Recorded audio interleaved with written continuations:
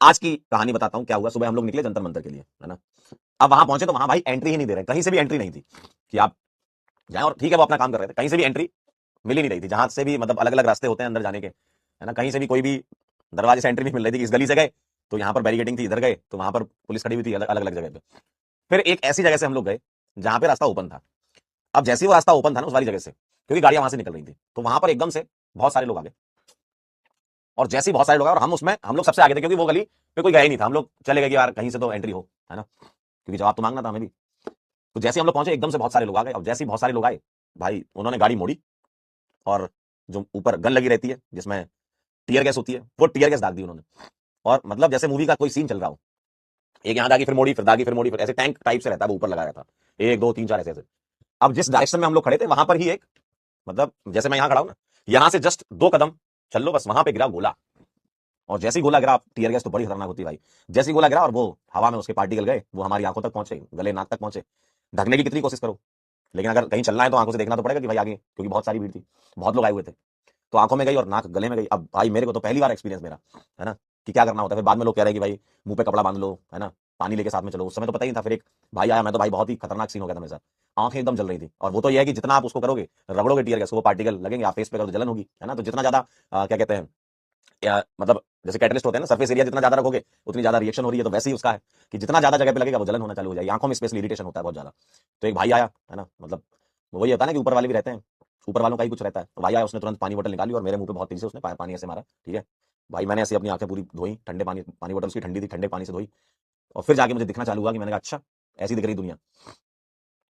तो उसके बाद फिर हम लोग गए, फिर ऐसे ही अलग अलग गेट के मतलब, और दूसरे, अब यहाँ तो भीड़ हो गई थी, यहाँ से तो मतलब लाठी चार्ज हो गया बहुत हैवी तरीके से, है ना, बहुत हैवी लाठी चार्ज हुआ। फिर हम दूसरे वाले रास्ते से गए, वहां से चले। तो फिर ऐसे ही चलते चलते अलग अलग जगह से पार्टिसिपेशन किया, जहां से हम कर सकते थे, जहां से हमारी एंट्री हो सकती थी। जहां जाए वहां लाठीचार्ज हो रहा है, जिस वाली गली में उसे वहां लाठीचार्ज हो रहा है ना। तो ये सब, फिर शाम को आप लोगों की क्लास थी तो हम शाम को फिर लौट के आए, ये हुआ। तो बहुत कुछ चल रहा है। अब मेरा तो यही है कि देखो, कोई पार्टी अभी तो आपको, अगर समर्थन की बात करें या फिर आप किसी के खिलाफ है, तो ये सब लड़ाई उसकी है ही नहीं ना। ये सब लड़ाई किसी पार्टी की भी नहीं है, ये सब लड़ाई तो बच्चों के लिए है। कि भाई जैसे आप लोग हो, अब आप लोग अगले से अगले साल, सॉरी अगले साल पेपर देने जा रहे हो, या अगले से अगले साल 11th वाले बच्चे जा रहे हैं, या नेक्स्ट ईयर ड्रॉपर वाले बच्चे जा रहे हैं। तो ये आने वाले कुछ सालों की बात है ना। आपको नेक्स्ट ईयर पेपर देना है, 11th वालों को नेक्स्ट नेक्स्ट ईयर पेपर देना है। तो ये आने वाले समय में पेपर किस तरीके से, क्योंकि देखो जेई मेन तो एनटी कराती है ना, जेई मेन कौन कराता है, एनटीए कराता है। तो अब वो पेपर कैसे होंगे, मतलब आप लोगों के लिए ये सोचने वाला है ना ऐसा कि यार मैं अगले साल पेपर देने जा रहा हूं, तो क्या मैं ये सोच के जाऊं कि जो मैं पेपर दे रहा हूं वो लीक ना हो गया हो कहीं। तो इस मेंटल स्टेट से आप पेपर थोड़ी दोगे। अगर आप लोगों को भरोसा मिलेगा, या हम लोगों को मिलेगा एज अ टीचर, मैं आपको क्या गाइड करूं, है ना। तो हम लोगों को जो भरोसा मिलेगा वो यही है ना, कि भाई आप पेपर फेयर तरीके से करा लो, है ना। कुछ ऐसे कानून बना लो, ऐसे कुछ बुलेट प्रूफ पॉइंटर सेट कर लो कानून में, कि भाई पेपर लीक होगा तो उसको कड़ी से कड़ी सजा हम देंगे, है ना। और जो अभी इस वाले पेपर लीक में है उनको वो सजा दो, ताकि आगे से आने वाले समय में कोई पेपर लीक के बारे में नहीं सोचे। भाई दुनिया में ऐसी कई कंट्रीज है जहां पेपर लीक नहीं होते हैं, तो वहां कानून है ना, इसलिए नहीं होते, वरना वहां भी लोग कर रहे होते। तो वो कानून ही बनाना पड़ेगा, उसके लिए आपको अलग से स्पेशली कानून, पेपर लीक कानून बनाना पड़ेगा, कि लोग सोचें उसके बारे में, कि भाई अगर हमने ये कर दिया तो भाई दिक्कत में पड़ जाएंगे हम। तो इन सब चीजों का ही सवाल जो है वही जवाब चाहिए थे कि भाई क्या करें।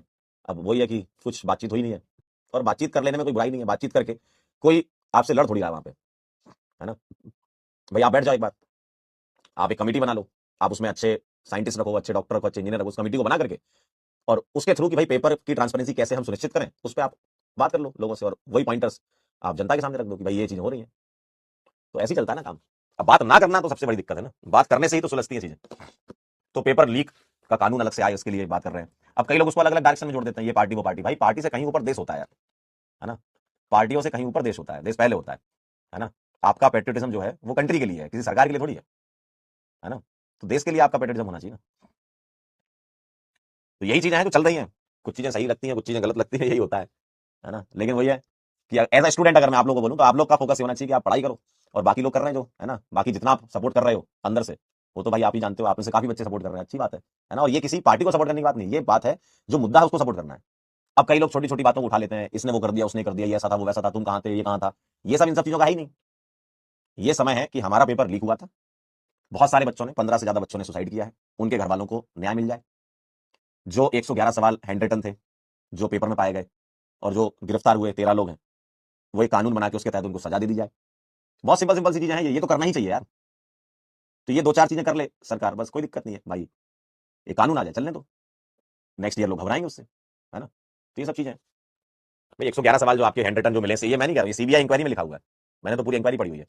सीबीआई इंक्वायरी में लिखा हुआ है कि 111 जो सवाल है वो हैंड रिटन फोन में पाए गए थे, जो भी आरोपी है उसके, और वो सवाल exact match, word to word matching हुई है जो नीट का पेपर आया था। तो जब इतना सब पता चली गया, 13 लोग आपने गिरफ्तार कर लिए हैं, पेपर जो है जो क्वेश्चन वो 10 दिन पहले लीक हो गए थे, 16 से ज्यादा बच्चों ने सुसाइड की है। तो जब इतना सब कुछ आपको पता है तो इतना काफी नहीं है कि आपके लिए सजा देने के लिए। और जिस एजेंसी के अंडर ये हुआ है उसको अपनी अकाउंटेबिलिटी सेट करनी पड़ेगी, उसको जवाबदेही तय करनी पड़ेगी, उसको ये बताना पड़ेगा जनता को कि भाई हमसे गलती हो गई है, नेक्स्ट ईयर से हमने ये कानून लाए हैं, नेक्स्ट ईयर से आपका फेयर एग्जाम होगा, और नेक्स्ट ईयर फेयर एग्जाम करा के दिखाना पड़ेगा। और फेयर एग्जाम कराइए आप, बच्चा पेपर देगा, सिलेक्ट होगा, डॉक्टर बनेगा, इंजीनियर बनेगा। ऐसे तो चलना है देश, ऐसे तो आगे बढ़ेगा। तो ये तो भाई आप एक प्रेस कॉन्फ्रेंस कर लो या एक स्टेटमेंट दे दो, है ना, या आप अपने मन की बात कर लो जैसे हम कर रहे हैं। आप भी अपने मन की बात कर लो, एक जो भी रेस्पॉन्सिबल लोग हैं वहां पे एजेंसी में, वो मन की बात कर लें अपनी कि भाई हम ऐसा ऐसा कर रहे हैं, आप अपनी हंगर स्ट्राइक